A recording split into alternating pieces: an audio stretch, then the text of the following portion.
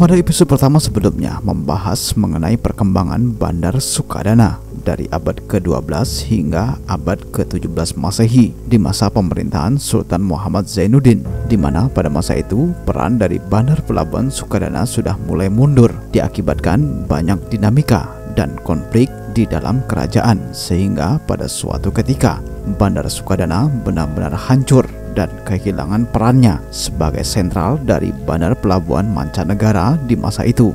Dan selanjutnya Bandar Pelabuhan Pontianak mengambil alih serta memiliki peran penting dan menjadi berkembang pesat hingga saat ini.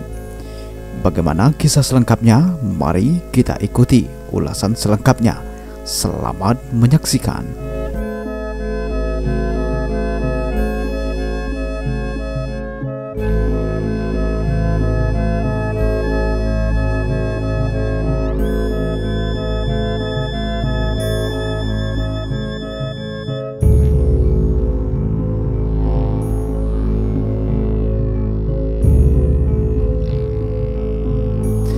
Pada masa penerus dari Sultan Muhammad Zainuddin, Bandar Sukadana sempat kembali bangkit dari masa krisisnya. Namun hal tersebut tidak berlangsung lama, sebab dari tahun 1780 dan tahun 1786 Masehi terjadi 2 kali serangan dari Kesultanan Pontianak di masa itu.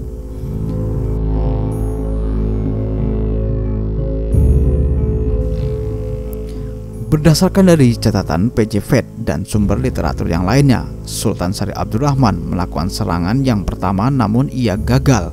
Motivasinya menyerang Bandar Sukadana adalah ingin merebut posisi bandar perdagangan, yang mana pada masa itu Bandar Pelabuhan Pontianak sudah mulai dibangun.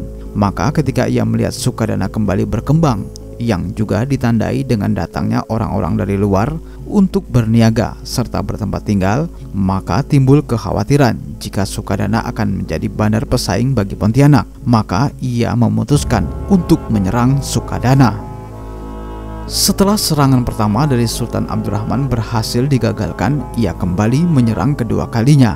Namun pada kesempatan berikutnya, Sultan Syarif Abdurrahman berhasil melakukan negosiasi dengan kerajaan lain serta orang-orang Eropa. Kurang lebih 2000 pasukan dikerahkan oleh Sultan Syarif Abdurrahman. Pada tahun 1796 Masehi, ia menyerang dengan kekuatan penuh Bandar Sukadana hingga akhirnya Bandar Sukadana benar-benar hancur dan porak-poranda.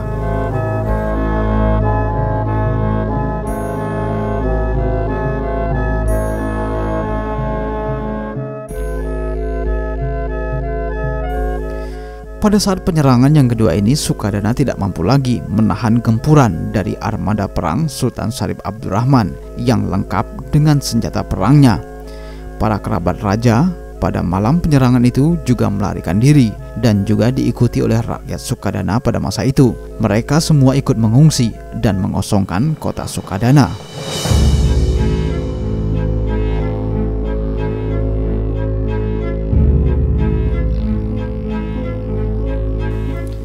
Maka hingga saat ini, cerita tutur yang masih sering melekat di hati masyarakat adalah bila Sukadana dulu pernah menjadi sebuah padang tekukur. Maksud padang tekukur adalah tempat yang sepi akibat dari peristiwa penyerangan tersebut. Sukadana menjadi kota mati yang benar-benar kosong dan tidak berpenghuni hingga akhirnya pada tahun 1827 Masehi, dinasti Sukadana baru atau New Brussels yang dipimpin oleh Tengku Akil yang dipertuan Syah menjadi raja di Sukadana. Namun pada masa itu Pontianak sudah maju pesat sehingga Bandar Pelabuhan Sukadana yang kembali dibangun sudah tidak mampu lagi menyalip laju perkembangan dari kota Pontianak.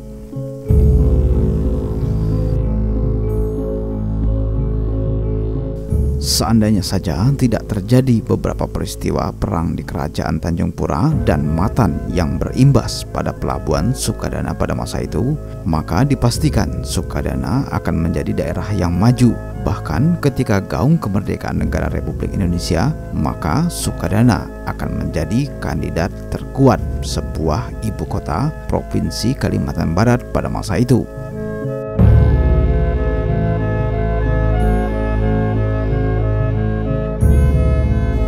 Namun yang perlu menjadi pengingat bahwa dalam beberapa kali peristiwa perang yang pernah terjadi, kita juga tidak boleh menghakimi atau memberikan stempel hitam maupun putih terhadap sebuah kerajaan atau seorang pemimpin, sebab situasi di masa itu berbeda dengan saat ini. Apalagi ketika kita melihat dengan kacamata nasionalisme, maka sangat tidak elok jika kita persamakan di masa itu. Misalnya saja peristiwa pemberontakan yang terjadi oleh adik kandung dari Sultan Muhammad Zainuddin. Jika kita kaji dengan akal pikiran, hal tersebut rasanya muskil terjadi, namun kenyataannya adalah demikian. Begitu juga dengan peristiwa penyerangan Sultan Syarif Abdurrahman ke Bandar Sukadana. Jika dikaji secara akal, hal tersebut juga hampir mustahil terjadi, sebab ayahanda dari Sultan Syarif Abdurrahman menikah dengan Nyai Tua atau Utin Kabanat yang juga merupakan putri dari Raja Kerajaan Matan Tanjung Pura era Sukadana, dan pada masa kecil ia juga pernah hidup di Sukadana. Pendek kata, Sukadana bagi Sultan Syarif Abdurrahman adalah kampung halaman dan juga sekaligus kampung bagi orang tuanya. Namun alasan penyerangan Sultan Syarif Abdurrahman pada masa itu dapat dimaklumi, sebab dinamika serta kekuasaan dan tuntutan untuk memakmurkan rakyat merupakan sebuah kewajiban yang harus dipenuhi sang raja. Maka ekspansi wilayah adalah cara yang populer dan satu-satunya jalan yang dapat dilakukan secara cepat untuk mengembangkan sayap serta pengaruh kekuasaan pada masa itu.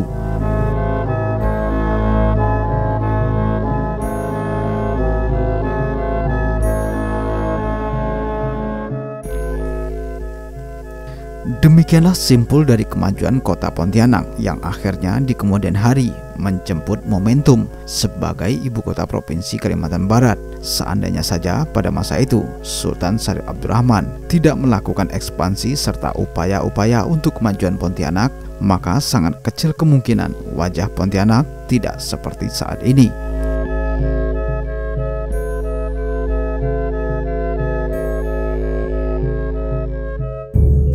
Begitu juga dengan Sukadana yang pernah menjadi sebuah kota tertua di Kalimantan Barat pada abad ke-14 dan telah berakhir pada masa kejayaannya di abad ke-18 Masehi. Jika dihitung sampai saat ini, maka sudah 200 tahun lebih Sukadana mengalami kemunduran peradaban. Akankah suatu saat Sukadana kembali menjemput kejayaannya? Jawabannya ada pada ulasan video di channel ini.